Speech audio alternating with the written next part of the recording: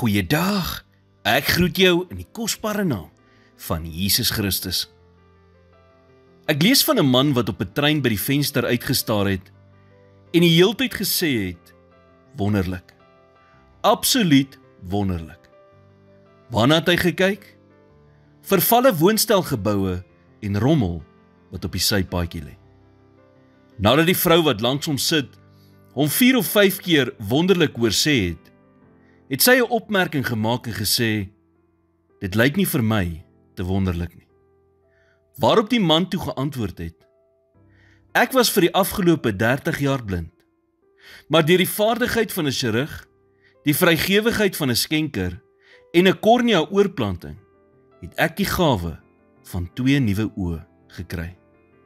En vir my is alles wat ek op hierdie oomblik sien wonderlik.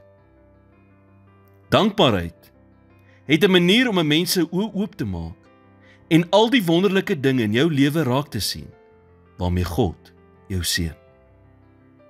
Ons kan so maklik kla oor onbenullige dinge soos om die heeltyd huis skoon te moet maak, terwyl daar duisende mense is wat nie 'n dak oor hulle kop het nie, wat bitter graag 'n huis sal wil hê om te kan skoonmaak. Of ons kla oor die gereelde koste om ons voertuie in stand te hou. Tog is daar duisende mense wat droom om hulle eie voertuig te kan besit. Dit is so maklik om te vergeet hoe geseënd ons eintlik is. Daarom is dankbaarheid iets wat ons doelbewus elke dag moet kies. Om gereeld te stop en jouself te herinner aan God se goedheid is wat dit vir my en jou moontlik maak om elke seëning wat jy het te kan geniet en te kan sê, dankie Here vir dit of dat in my lewe. Die psalmdigter het 'n hart van dankbaarheid gehad.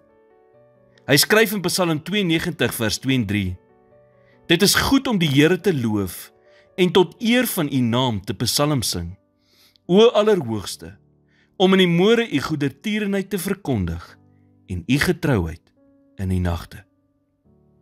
Maak seker, jy het 'n hart wat altyd dankbaar is teenoor God. Here, dankie vir al die seëninge in my lewe. Help my om altyd dankbaar te wees en om ook 'n seën vir ander te wees. In Jesus naam bid ek dit. Amen.